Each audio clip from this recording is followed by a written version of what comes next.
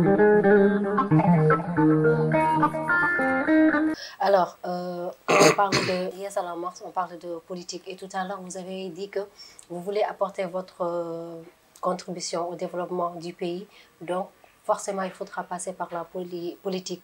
Ce qui veut dire que donc, vous avez des ambitions politiques pour le Sénégal. Oui, enfin, je vais peut-être même préciser un peu ou rectifier un peu mon propos tout à l'heure, parce qu'effectivement, on peut participer au développement du pays sans faire de la politique. Mais je considère que si on a une vision qu'on veut implémenter à l'échelle nationale et impacter la vie de tout le monde, ça c'est difficile à faire sans la politique. Parce que quel que soit le niveau de richesse qu'on peut avoir et quel que soit le niveau d'activité économique qu'on peut avoir et l'importance stratégique qu'on peut avoir dans l'économie d'un pays, on peut peut-être participer, être consulté par les autorités politiques, etc.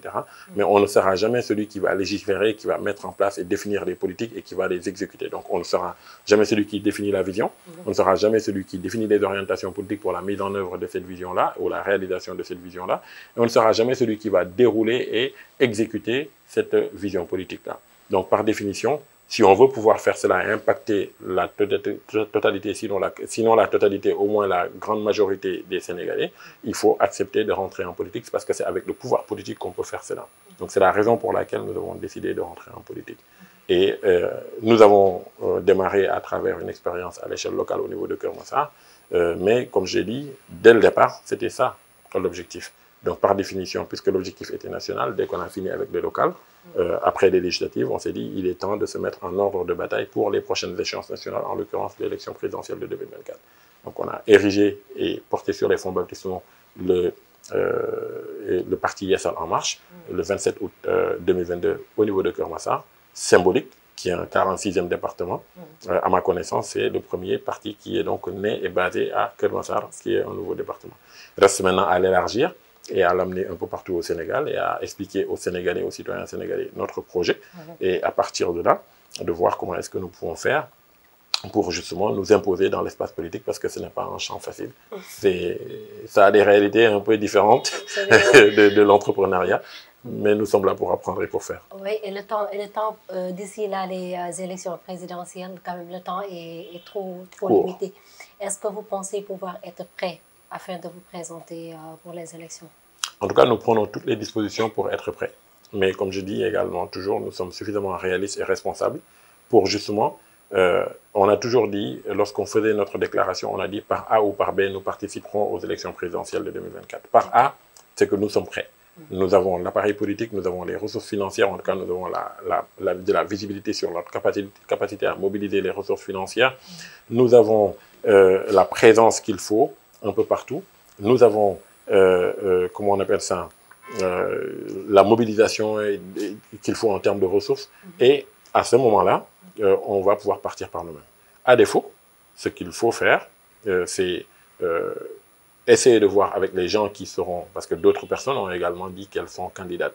Donc d'autres formations politiques vont se déclarer, d'autres coalitions vont se monter, et à ce moment-là, nous discuterons avec ceux avec lesquels nous partageons la même vision, les mêmes valeurs, la même idéologie, et à partir de là, à défaut de la même idéologie, au moins les mêmes grandes orientations idéologiques, et donc à ce moment-là, voir si nous partageons, si nous arrivons à trouver une plateforme commune suffisamment consistante pour justifier que nous nous rejoignions, ou que nous les rejoignions en l'occurrence, parce que ça pourrait aussi se faire dans l'autre sens, hein, que nous les rejoignions, à ce moment-là, ce sera ce que nous ferons, accepter d'aller rejoindre une formation ou une coalition, tout en gardant l'identité des Yes En Marche, continuer à travailler et essayer de proposer un nouveau projet politique de développement social, économique et culturel dans un environnement sain pour les Sénégalais à mettre en œuvre à partir de 2024. D'accord. Quelle est la base politique de Yessal, par exemple? Sur quelle base Yessal politique on peut définir Yessal En Marche? Alors, d'abord, comme je dis, moi, je dis qu'on ne peut pas faire de politique sans avoir d'idéologie. Donc, d'abord, pour moi, quand on dit un parti politique, il doit dire quelle est son idéologie. Donc, moi, je parle de ce que j'appelle, ce que nous appelons la démocratie responsable. C'est-à-dire que la démocratie, l'acception que nous avons, la compréhension que nous avons du terme démocratie, c'est que les gens ont tendance à penser que ça veut dire que chacun peut faire ce qu'il veut, comme il veut, toutes les formes de liberté, etc. De fait, cela s'apparente plus dans son application au quotidien à de l'anarchie, parce qu'on voit un peu comment le pays fonctionne. sur certains aspects, on a l'impression que, comme dirait l'autre en Wolof, la loi NRDF. Bon, ça c'est un problème. L'ONERWAY, pardon, DEF. Ça, c'est un problème.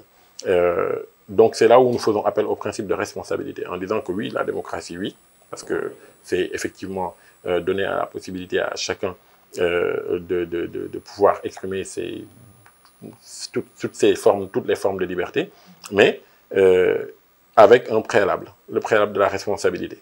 Nous considérons que quand on dit qu'il ne faut pas, pardonnez-moi l'expression, mais quand on dit qu'il ne faut pas uriner dans la rue, ben, il ne faut pas uriner dans la rue parce que, et pourtant vous voyez qu'on dit qu'il ne faut pas uriner dans la rue sous peine d'amende 2, pourtant vous voyez des gens le faire.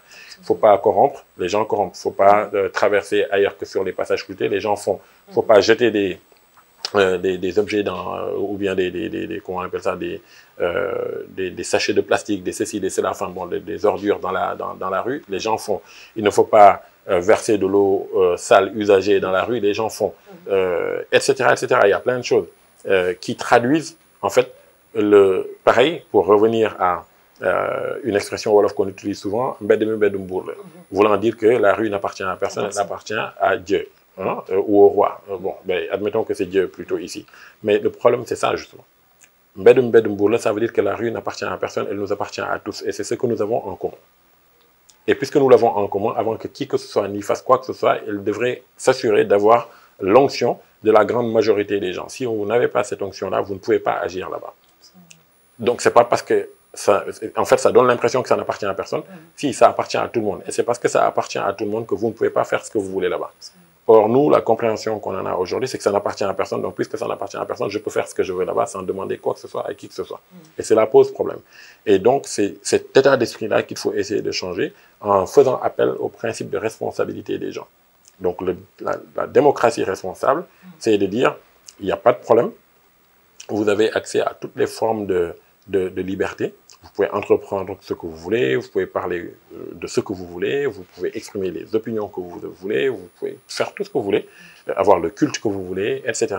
Mais attention, il y a un socle de valeurs que nous avons établi, une base en dessous de laquelle nous ne descendrons pas, et toute personne qui s'écartera de cette base-là, eh bien, connaîtra la sanction négative.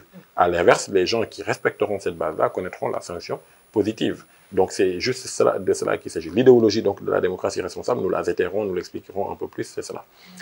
En termes de valeurs, nous disons que nous sommes nous promouvons l'éthique, la solidarité, la responsabilité, le volontarisme. C'est extrêmement important, la liberté, mais surtout, j'insiste sur le volontarisme.